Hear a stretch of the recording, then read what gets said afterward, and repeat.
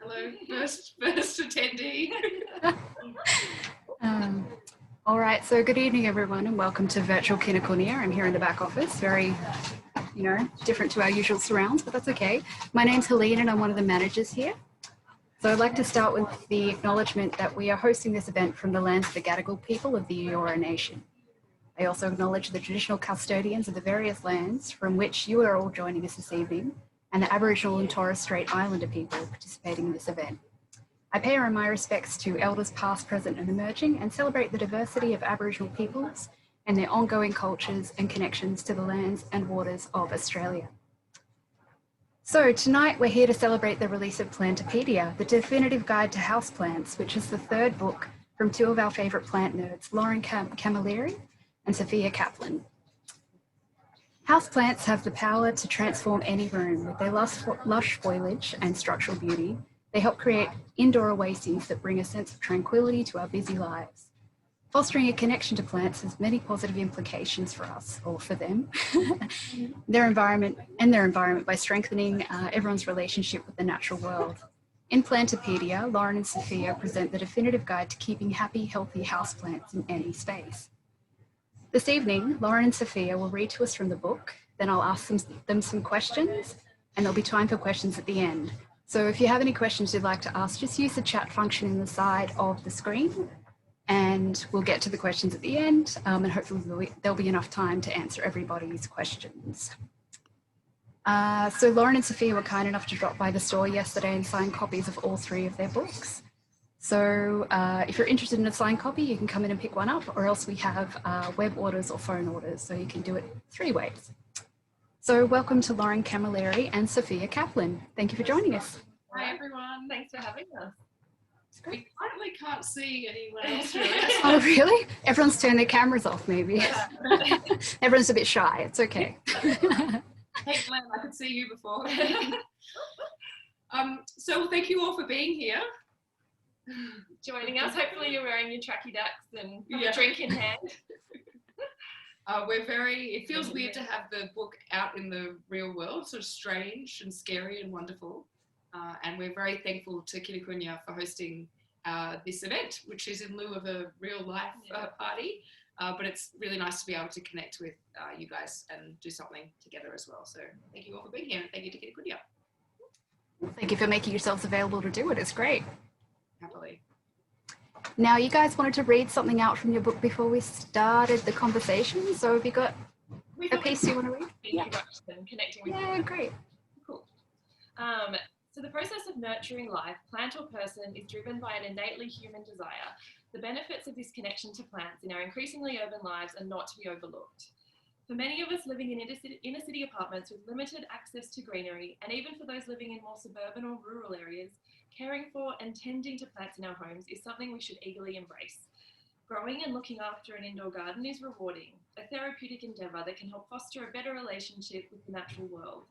At a time when negative human impact on the environment has never been more evident, appreciating the value of nature and how it sustains us is of the utmost importance. Perhaps this goes some way to explaining the increasing popularity of indoor gardening in recent times. Now more than ever, we need to reassess the way we live and learn and how we can tread more lightly on the earth.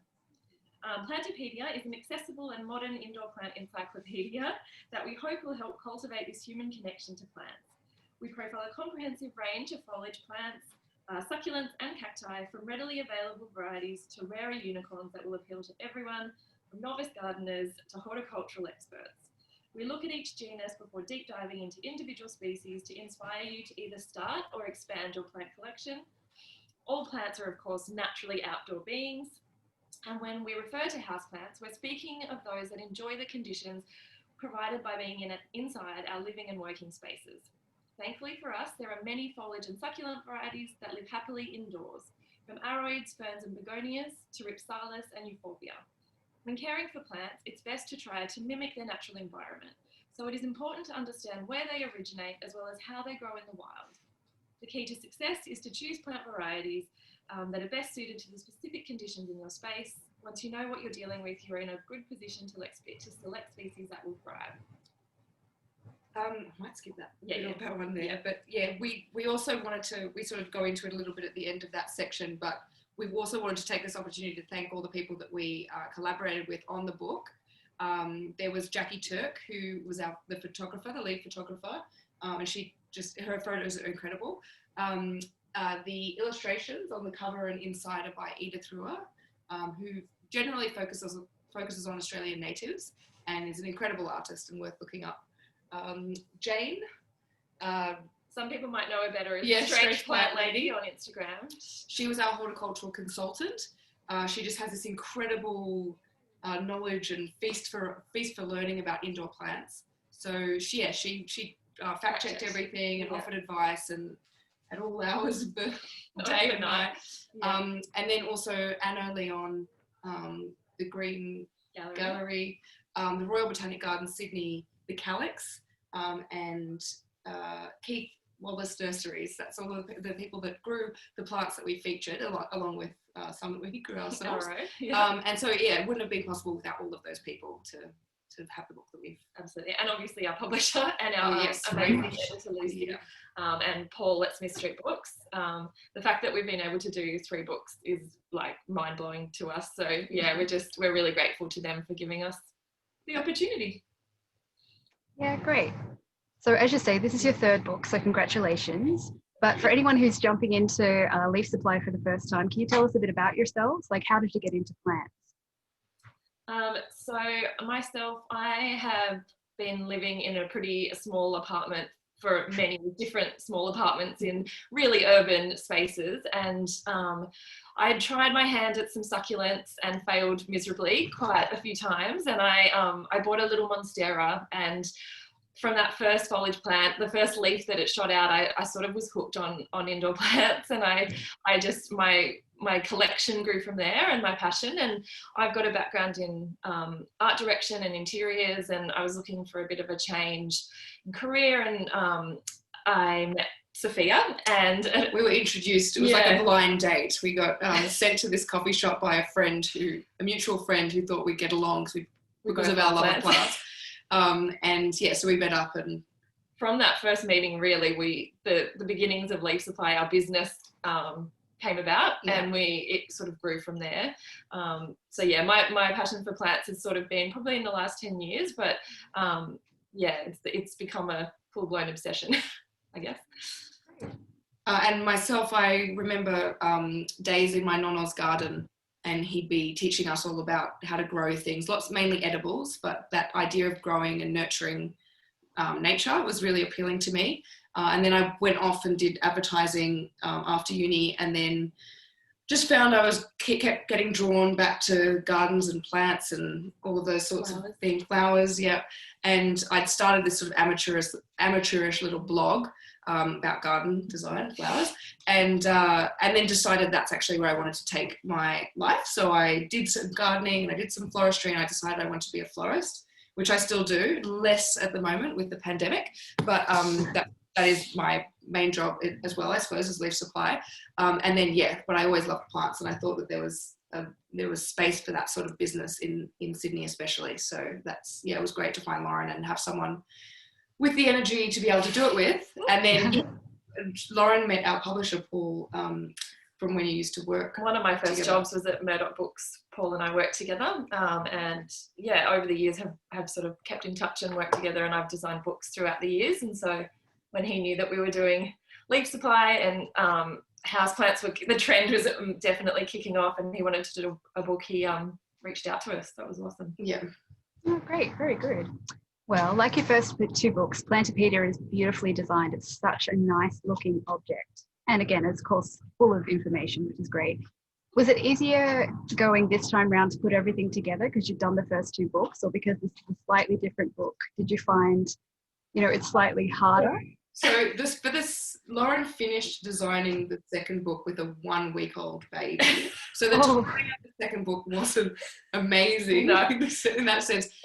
We both were sort of, still have little kids and toddlers and that keep us awake. But in terms of that, the timing was definitely better this time. But this book is definitely a lot more in depth than the previous ones, and so the amount of research required was much more substantial than in the past. And we also had our final photography day cut short from COVID. So we sort of then working out, that's maybe where the idea for illustrations came in as well, of like, how can we, you know, navigate that, a slightly different look, and sourcing other photos and things like that. And I think we wanted it to have quite a different look to the previous two books. The first two sort of feel like a bit of a set, I guess, and they work quite well together. Plantopedia, we wanted to feel maybe a little bit more sophisticated, a little bit moodier, and have like a really strong identity of its own.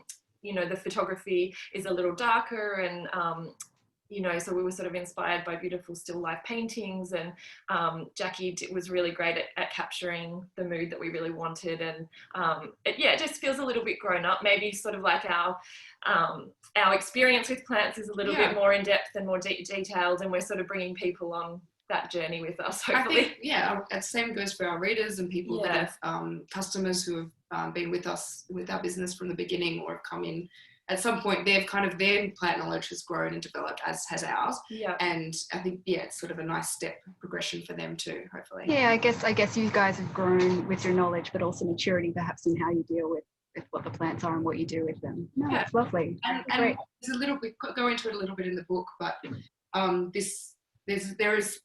there are people out there, and maybe that was us for a period where you're striving for perfection, but actually accepting the cycle of life, and this, you know, not every plant lives, and imperfections are too, and all of that. That's definitely, I think, comes with a certain level of maturity. And totally.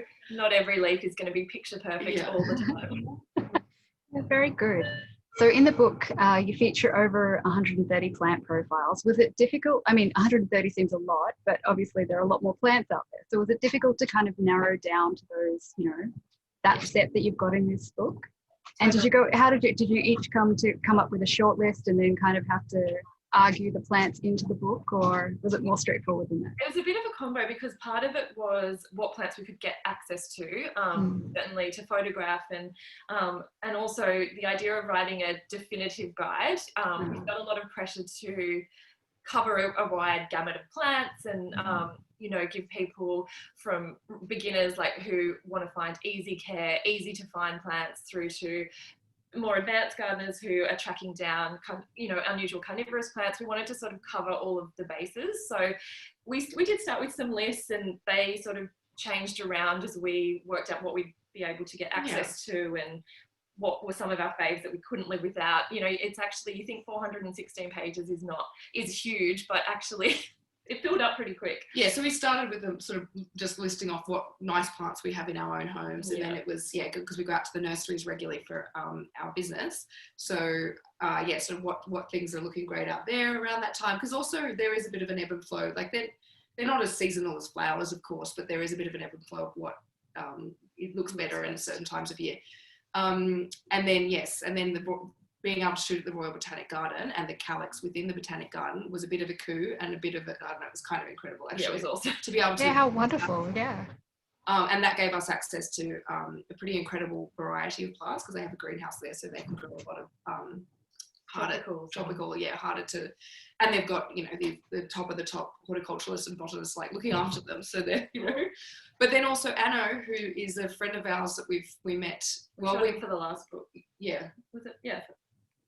Which one was it? Yeah, Indoor Jungle, right? Yeah, Indoor Jungle. And, but we knew him through the plant world a bit as well already. And he's just got his terrace in Newtown, and he has he just has an incredible way with plants, and he's a plant whisperer, and he's got a beautiful collection of begonias and philodendrons, and it's awesome, actually. So we were really lucky to shoot some of his plant babies. But then it was originally going to be a shorter book, and then there was talk about making it out, and then at the end of the design stage, I had to go we back. were having to cull, because we had more content than space, basically. Well, surely this means there's just going to be volume 2 eventually, right? One at a time. Let's focus on this one. Just need to live through this experience first. You'll be fine, right? Very good. Well, I love the fact that in the back of the book you include a visual index, a plant care index, as well as a general index. It seems to make the book much easier to navigate. Like I was only boasting to the guys outside today that, I've kept the 2 plants alive for 10 months. I'm so proud of myself because I am a novice. Was it important to you both to make the book, I guess, both work as a general plant guide, but also to be super accessible to people who, like me, have no actual experience with plants? Yeah, I mean, that's always been one of our goals as a business, and just the sort of personalities we have as well, is we did find when we started doing workshops through Leaf Supply, people were really scared about killing plants, and it was a bit of a hang up, or they kill one and then they get completely turned off the whole thing. Totally. So we want people to feel more confident and more learned as well. So we want to engage them and teach them and all of those things.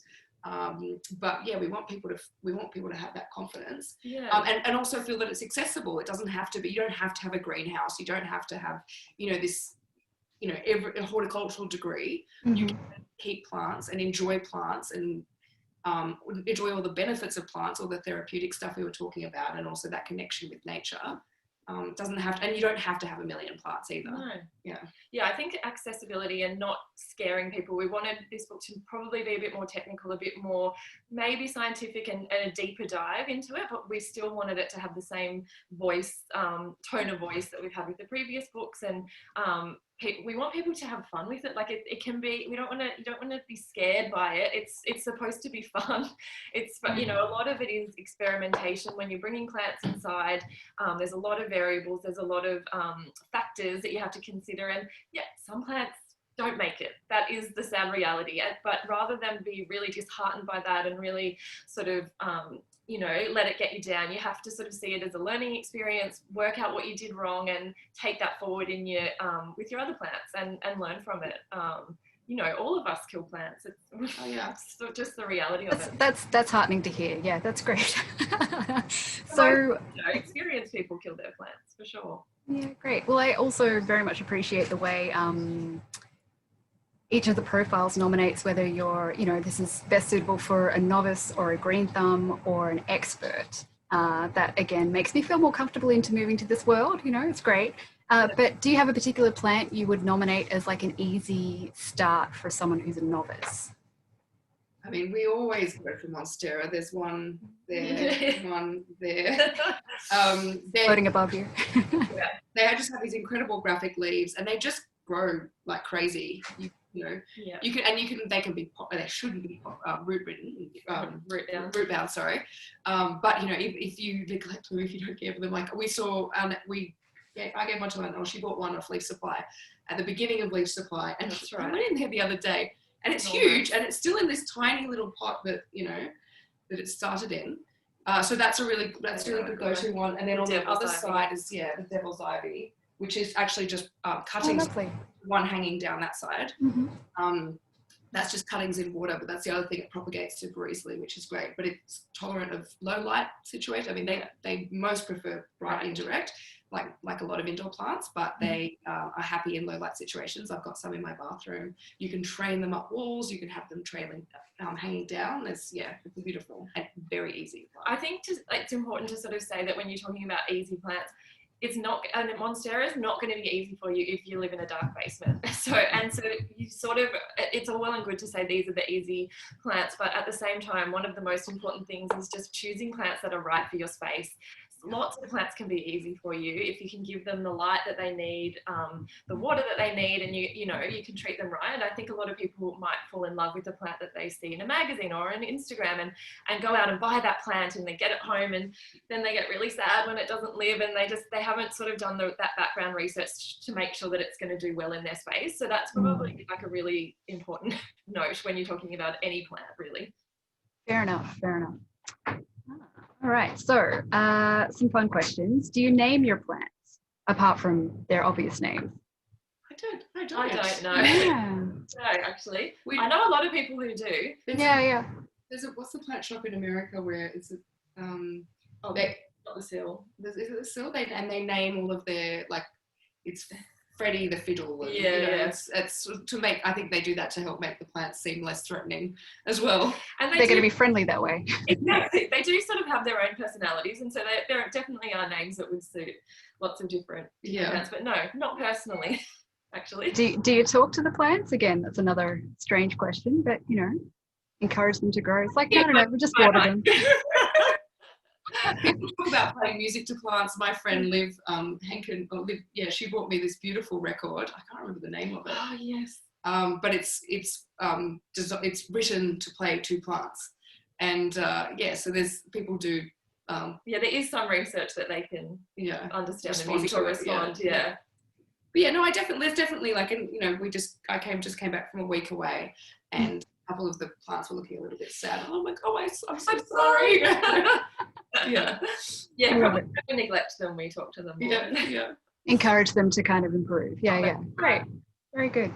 So what's your longest surviving house plant? Do you have kind of any long-term plants you've had for ages?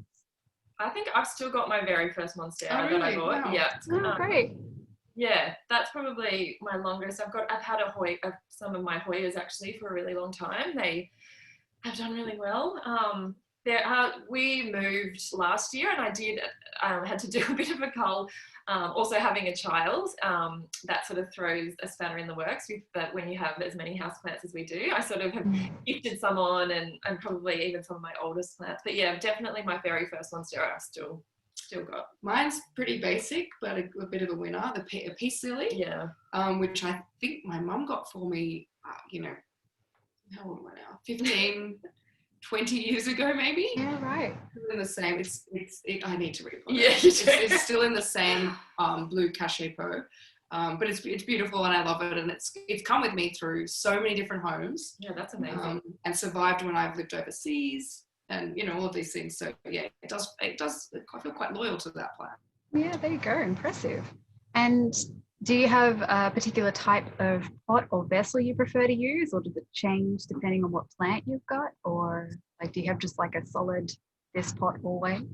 I just am a sucker for a handmade ceramic planter, I think. Yeah. That's one of the really nice parts of our business is collaborating with local ceramicists and basically designing pots that we want in our house. So yeah, and my dad's a ceramicist, and he's made us lots of beautiful pots, and I've got a lot of his stuff in my house. And yeah, there's something about pairing a beautiful pot with a handmade ceramic that is pretty special, I think. There's also, I guess you can do that in those, pots with a drainage hole and a saucer as well. But I always feel like I'm pronouncing this wrong, the cachet pot. Yeah, where it sits inside. Basically a container that the plant sits into its plastic garden. So it doesn't have a drainage hole. It's a decorative pot, effectively, pot cover. Yeah. There's the monstera. Should I get it done? Anyway, basically it means that you can move things around. So it's not actually planted within that pot. So if I want to change things around, I just take the swap it out, the little pot and switch it up and move it around. Right. Yeah. Oh, cool. Good. Drainage is super important when it comes to pot choice. So you definitely, if you can, you want to have a pot with a drainage hole and a saucer. Fair enough. Now, have you ever had a total plant fail? Do you have a plant that's your nemesis that you're unable to kind of make grow the way you want it to? We have maidenhair ferns. Yeah. I can't put one alive. I'm so jealous whenever I see these like big grand ones that people. But then also the Geopertia. Yeah, Geopertia. I've now managed to find it in here. I've now managed to keep one alive. And it's growing very successfully. They were originally, most people would know them as calatheas. They've just recently been reclassified, but they're beautiful plants. Their foliage is really patterned and amazing, but they are divas of the plant world for sure. Yeah, I think you just need to get the watering really right, the humidity levels really right, and they can live super happily. But yeah, you sort of got to keep their soil constantly moist, and it's the same with the maidenhair fern. As soon as they dry out a little bit, they crisp up and just fall to bits. That's the one. So that's my plant now, which I have managed to keep. Oh, lovely. Yeah. But yeah, I went through maybe two before I actually got to that point. Good. And are there other plants you find impossible to grow indoors apart from the maidenhair ferns and your calathea? Look, I think I have struggled with alocasias. I love alocasias again, but it's that humidity factor. I think a lot of our homes are pretty dry spaces, air conditioning, heating, all of the the appliances that we use in the house, the air tends to be quite dry, and those plants really do crave that humidity. They're tropicals. They come, you know, they originate from the jungle. So yeah, I find any really high humidity plants can be tricky. They often get spider mites. That seems to be my big issue. They attract spider mites. That lack of humidity attracts that specific pest, and it can be hard to battle. I've got that one Alocasia zebrina that it's just always just got one single leaf. And it can be super tall, that single leaf, and then I think it's all its energy into that one. Yeah. And I see another leaf shooting out. Oh, this is so exciting! And then inevitably that one dies. And I mean, it's kind of dramatic and beautiful because it is so tall, but it is, it's a bit frustrating. Yeah. Yeah, fair enough. Now, where do you guys source your plants from? And have you had any plant hunting adventures that have been fun? When we started the business, that was you knew more nurseries than me, and that was great to go out to all of them with you and meet the nursery men and women who are always just nice people. Love a chat. They're good people, love a chat. It's very, I feel like it's very meditative. You know, they're sitting there just putting the, you know, the little plug plant in a bigger pot.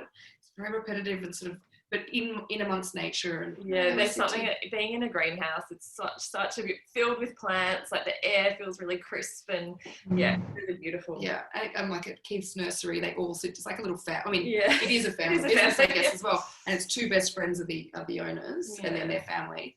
And but then the staff aren't all related, but they all sit down for lunch together every day. Always inviting us to have cake with them. Yeah. Because, you know, they take these oranges that we just picked off the tree.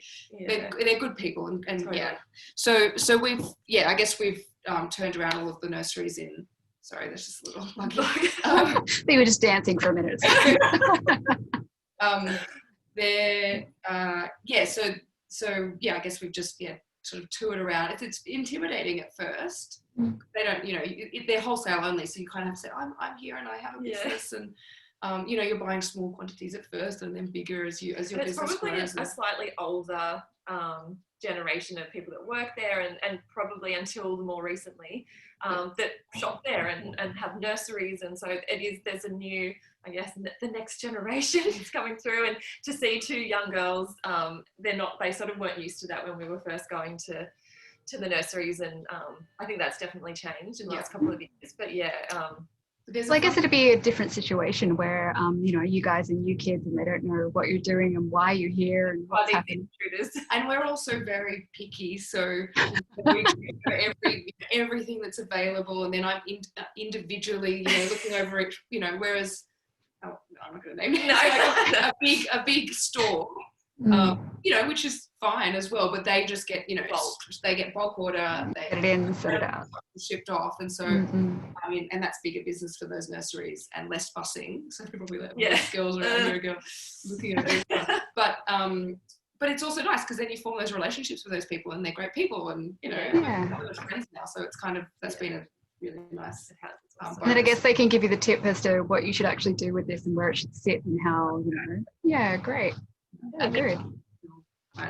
Themselves, so it's they love to have a chat. And sometimes you can't get away. Looking at your watch. Okay, we've got to go now. Yeah. Now listen, we've got a couple of questions in the chat bit here, so I might just read some out. Yep. So Kirsty says she's loving this chat, and she asks, what foliage plants do you recommend for beginners? So the Monstera and the Devil's Ivy were definitely two. I mean, Zanzibar Gem is one that people might know quite well because it's sort of known as the unkillable plant. It does pretty well in low light situations, like better than probably any other plant, and you really only need to water it once a month, even less regularly in winter, which seems crazy. Some neighbours in our studio. Yeah, they just have completely neglected. That's the. Lovely. They're beautiful and lush. The leaves are quite thick and almost succulent, which is why they retain water, and they grow from almost bulb-like stems, and so that retains water as well, and it makes them really hardy. So that's a great one, particularly it feels kind of prehistoric. They're real, and the stems sort of unfurl all at once, and then the leaves all sort of unravel. So they're pretty amazing plants to have. The other one, the heartleaf philodendron, is another Philodendrons. good trailing one, and I'm just trying to just track the page because there's one that I've just managed to get my hands on. Well, my homolemina as well is another underrated beginner plant. Oh, lovely. That's a type of heartleaf philodendron, but it's a special one with that lime green variegation. So that's the Brazil. Yeah. Yeah, so there's lots of leafy plants that do well for beginners. And I guess all they need to do is check out the novice section in the book. Yes. There we go. Hey. Sorry. Anything on that page? Hey, there we go. Great. Now, another question from Alison. She wants to know if you have any recommendations for preventing watermarks on leaves. Yeah, I was suffering from this with some of my alocasia. Not watering directly onto the leaves is key. It's hard with something like alocasia because then you're also trying to keep the humidity up. So you're spritzing. So a way to get around that, and also to probably provide more humidity than spritzing would enable, is to have a saucer that sits underneath the pot, fill that with pebbles, and then water into the saucer. So you have the pebbles so that the plant itself isn't sitting in the water, because then that will just mean that the soil's constantly wet and your plant will probably get root rot. So yeah, so that's a way of aiding humidity that just sort of creeps up around the plant and doesn't hit the leaves directly. Yeah. And then just make sure you water around the soil. In terms of watering like that as well, you want to make sure you get it around all of the soil, because you want all of the roots. It's not just, you don't just want that quadrant of the pot to be wet. You want all of the roots to be wet through and water to come out the bottom. Any excess to drain away from the roots. Okay, cool. And we have another question from G. Agathon. They want to know, what are both of your ultimate wish list plants? So do you have something that you're longing for? I would love Philodendron gloriosum, the glorious philodendron. Which is similar to... this is a hybrid of it on the cover, or a... I'm going to get that wrong. It's got beautiful big leaves with velvety texture and really sort of striking white veining on the leaves. Is that what we did the video of? We've shot it a couple of times, but it's in Tom's bedroom from the last book. It's a beautiful philodendron that I would love to get my hands on. And I'm kind of obsessed with carnivorous plants, so that's these guys, Nepenthes. Yeah, great. A very phallic looking picture. But then also more unusual, like I've never seen these, the California. The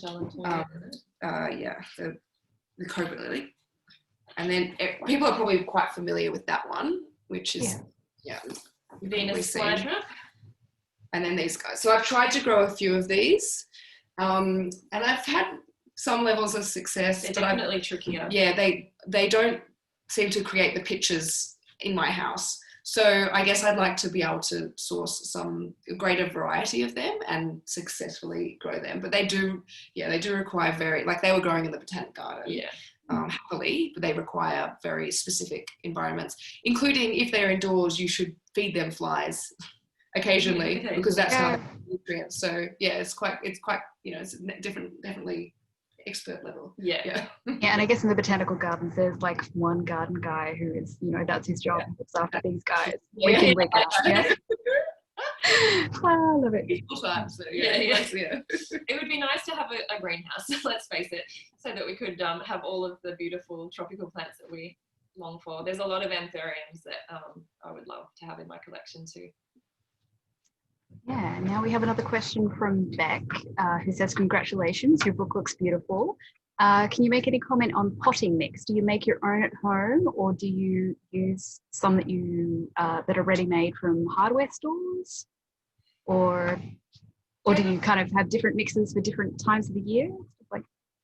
More for different types of plants. I think a really good quality organic indoor potting mix from the hardware store or gardening or nursery, I think is going to be sufficient for most indoor gardeners, I think, unless you are looking after really unusual plants. And but there are definitely, I was actually just looking at a great mix from one of the plant people we follow on Instagram down in Melbourne for aroids, so things like philodendrons and anything in the Araceae family, does well with a really well draining mix. And sometimes you can find that the store-bought potting mixes retain a little bit too much water. There's not enough aeration in the soil. So adding things like perlite and cocoa coir can it means that the soil still does retain a little bit of water, but it is able to drain away. Yeah. So there are some great recipes, but I don't think people I don't think you would find with a good quality one that you buy at the store that you would have too much trouble.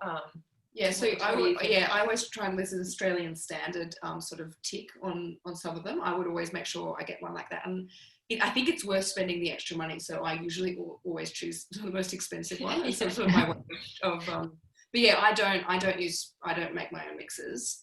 I live in an apartment, and so the space there's a few things that stop me. I think.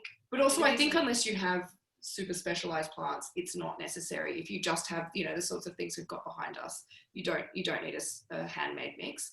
Was it Jane someone was suggesting, or I watched this somewhere, that if you're a little forgetful about watering, you can make a mix that's has more water retention, and vice versa. If you have a tendency to overwater, make one that has a bit more, And certainly things like succulents and cacti need a lot more of a coarse sandy mix, and so using one that's specific to cacti and succulents is important. You can't use the same packet for foliage plants, succulent plants, but the nursery or the we've got some online, but it's for foliage plants. But the nursery or the hardware store will have one specific for foliage or specific for cacti succulents. And it's less important sort of about the time of the year, but your watering habits will change season to season. So in winter, more often in summer, in the warmer sort of active growing months of the plant. Yeah, fair enough. So Kathy and Peter have a question about palms. So they want to know why some of their leaves are yellow and not green. Yellow leaves. Well, there's a golden cane palm, which does have a kind of sometimes. It sounds like maybe the leaves are yellow. Okay, like chloros.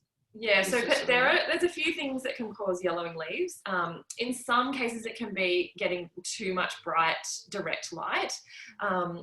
One thing about yellowing leaves, particularly on the older, sort of lower leaves of a plant, part of their natural life cycle is to yellow and die. Then they're giving out fresh leaves and they're focusing their energy on those leaves. Yellowing, what else can it have to do with dry? Not getting enough humidity is a big one. Palms are on the hardier side of things. Yeah. But, and then the chloros is where it's maybe not with palms though either. No. Kathy and Peter are my auntie and uncle, and they've thrown us a like, ask them something that'll stump them. Do it. Send us a photo of the palm in question. Yes, and we will get back to you. It's a full service. I love it. That goes for anyone here, actually. Hit us up on it. We're often fielding a lot of plant doctor questions. A photo is the easiest way to figure out exactly what's going on as well. So they also say congratulations on the book, and it's a great Zoom. So it's not all kind of hard question. Oh, I love it. Having a word to them later. And Yenny asks, she says she can't wait to get her hands on the book. It looks beautiful, and she wanted to ask. She recently made some moss poles for her plants and wondered what's the best way to keep them moist or damp without getting the soil wet as well. Was that Kokodama? No, it's the moss pole that to grow up. Okay. Yeah. Does she have would spritzing work? Does that? I mean, I think I don't use a lot of moss poles. I've seen them. They're great for plants, particularly vining plants, because they really allow the plants to cling onto them and grow big strong leaves. I would say misting or watering it right from the top, so it just sort of trickles down slowly and doesn't. Because I can understand you don't want the soil to be constantly wet. I would say maybe misting even at an angle potentially, so that you're not it's not going straight onto the soil. That's not it. I don't have experience with that, but I think that might be a way around it. One way to deal with it. So you guys, you spoke about your nonna being in the garden with your nonna when you were a kid, and that's how you got into plants. Have you had any other plant mentors apart from, the people you've met at nurseries and stuff? Like, do you have... It's a pretty nice community. Yeah. Like, I think we've connected with people probably mostly on Insta. It sort of starts on Instagram and then it becomes IRL. Yeah. Like Jane, like Anno, Yeah. all of these people who you sort of, fan out on their on their plants or their business and get chatting. You have a bit of an affinity with. And it does seem like a lot of people are very willing to, we're competitors in some way, we a lot of us have plant businesses, but it just doesn't feel like that. There is definitely, a sharing of knowledge, a sharing of like a camaraderie amongst all of us. Yeah. I think it would be like the nursery men and women that we work with as well, that we've purchased from, because they've been in the game longer than us, I guess, and they are always telling us tips and tricks. Yeah, it is. As you say, it's a really generous community, I think. And it's really the Instagram particularly, like social media in general, but Instagram, there's such a thirst for plants, and there's so many people that, even just not horticulturalists, but people just have these amazing collections and have learnt their plant knowledge from keeping plants. Everyone's really open to sharing their knowledge, and we've just found such a nice community online, and that was something that we really wanted to happen with Leaf Supply. That was the whole point, to spread the love of plants and create a community of plant lovers. And we've definitely, Instagram has massively helped us do that, because there's lots of people on there who are fellow plant lovers. Great. And to follow up Instagram question, Van would like to know, who are your favorite Insta plant people? There's so many. Yeah. What's up? Let me get her. Scrolling through. Jane, Strange Plant Lady, is incredible. She's got an amazing feed. Anno, Leon. All of these people you can probably find if you go to the people we follow on our Instagram. Still. So we shot her for the second book. She's in Amsterdam. Yeah. And the what do you call that? The handle. Thank you. Is still STILL__ onwards for a while, but she's incredible. She's got an incredible plant collection, but also she's an amazing photographer, and she actually shot her own space and her sister's space for the book, for the second book. And Roko is another one. Roko. They have another book called House of Plants that I think would stock at Kinnikunnya, another beautiful plant book. They've got a beautiful Instagram account. And they're a pair of women, one's blonde, one's red hair. Oh yeah, we feel quite similar to we saw a video of them, version. we're like, they're like the cooler versions of us. Yes, totally. I love it. Yeah, and The Still is an amazing online store in New York, or started in New York. It's in America. We are really inspired by them, and some great... Alice Vincent. Alice Vincent. We just bought her book Rootbound, actually. She's a UK journalist. At Kinnikunnya. Journalist and just avid plant lover, and just very intelligent. Super intelligent and amazing lady. Yeah. So we love her too. Oh, cool. Well, moving on from Insta, what are your favourite plant books then? There we go. Okay, well. House of Plants, I do. That's one of my faves. What else do we love? So Rootbound isn't a coffee table book. It's a novel. Yeah, and I've just started it, so I can get back to that a little bit. We've read amazing reviews, and we love her writing generally, so I'm confident that will be good. Totally. I've got so many plant books now. I'm just having a mental break of what I've got. Okay, I put you on the spot. Plant Parent is a good one. Here's another great Instagram follow, Patrick Sean, I think his name, the new Plant Parent, I think that's it. And then we also got from Kinnikunnya the language of houseplants, which I'd heard about the language of flowers as a concept, but I didn't realize the language of houseplant, and that's got beautiful illustrations in it. So like it's a little smaller book, but it's very beautiful illustrations and kind of a sweet little take on. I mean, it's got the care and whatnot, but sort of a sweet little take on what different houseplants mean. And Please. Oh, cool. Okay, so we have one more question from Karen. She says, congratulations. She loves everything Leaf Supply, and she wondered how you prevent and or manage pest outbreaks with your business plants. Well, it's prevention. Prevention is key. Once take hold, it's quite hard.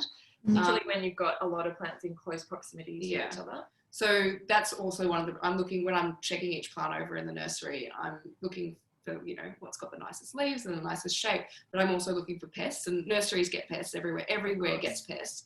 But yeah, ideally we don't want to bring that into the studio. We house our plants.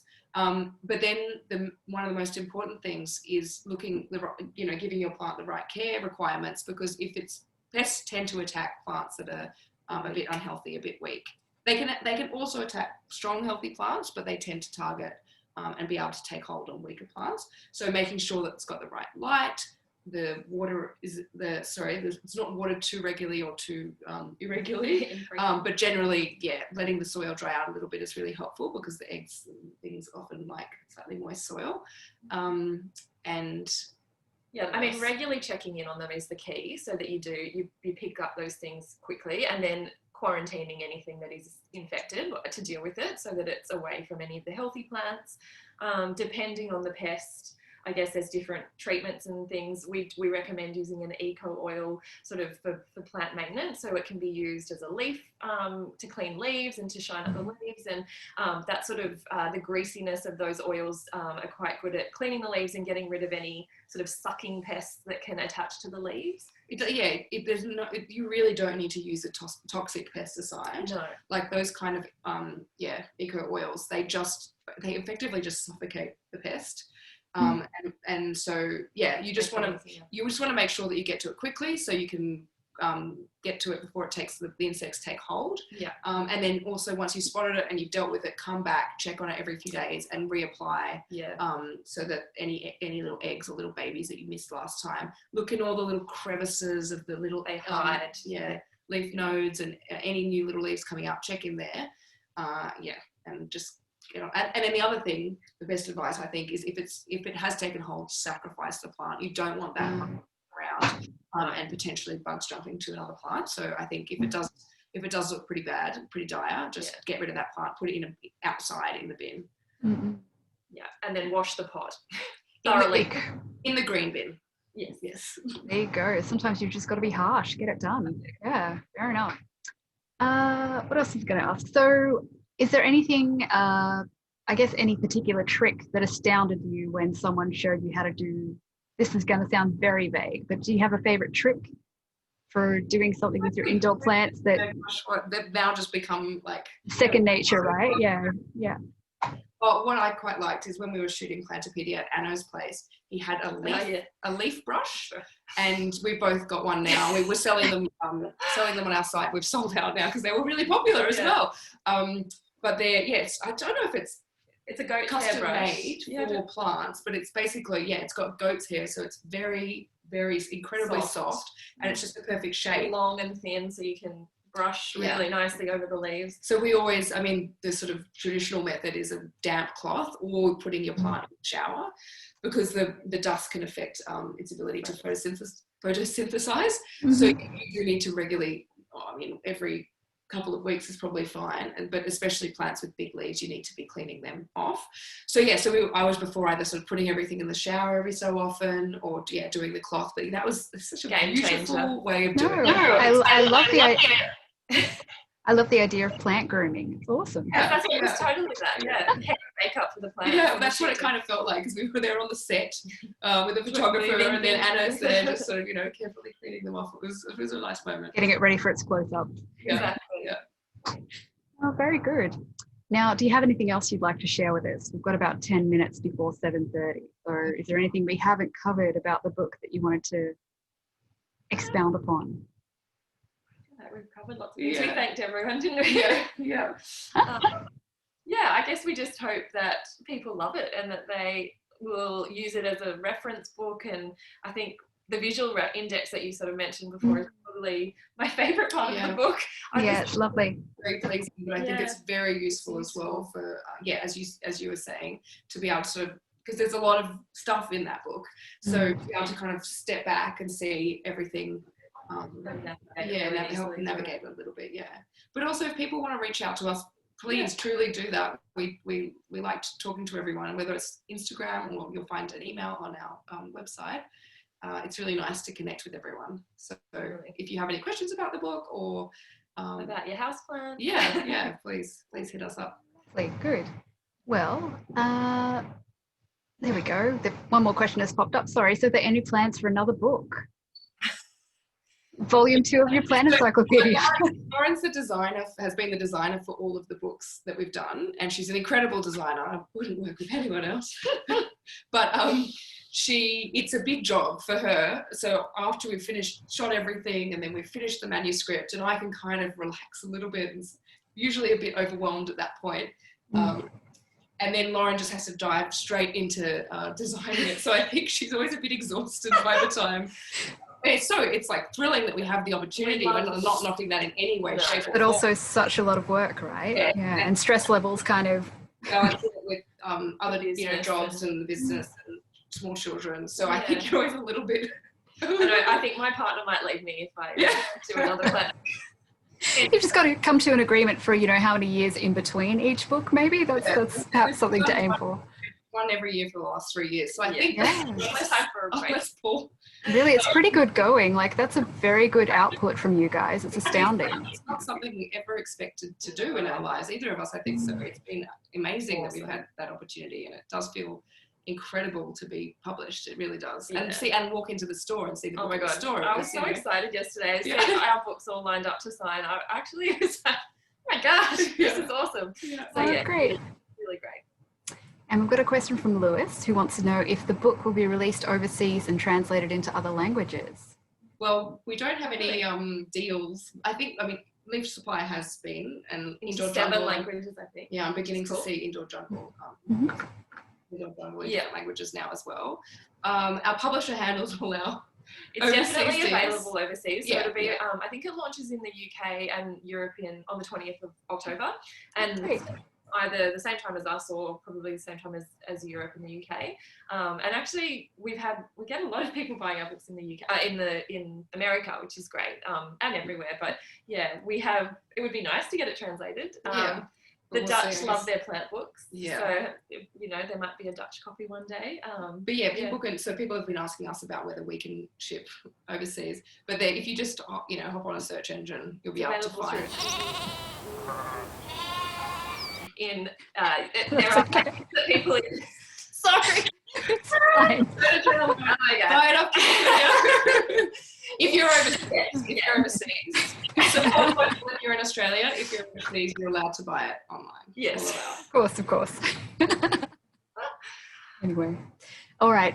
So what have we got? We've got about 5 minutes left. So I don't know. Have we got anything else we want to chat about? Any more questions? This is me being awkward now, thinking, how do I usually finish an event? Usually I stand up and everyone claps. It's very strange doing this virtually, but not in a bad way. That's not that bad of people clapping down there. Oh, there we go. Thank you. I could. Oh, that's lovely though. We've had a good crowd in tonight. It's good. Well, thank you so much for agreeing to do the virtual event. As strange as it is. It's nice to see you on a computer screen. It was nice to see you in store yesterday, but it'll all come together. Congratulations on your 3rd book. It is a lovely, lovely thing. And I'm sure we'll sell a whole bunch of it towards Christmas. So and afterwards, of course. Here we go. So thank you everyone for attending the event. We appreciate you logging in for a random hour on a Wednesday night. That's great. Good evening, guys. Totally. Yeah. Thanks for coming along. Nice to see you all. And good luck with your plant stuff into the future. Hopefully we'll see you and Elaine and everyone else at some point. Yeah, thank you so much. Lovely to host you. Bye. Okay, bye. Bye. Oh,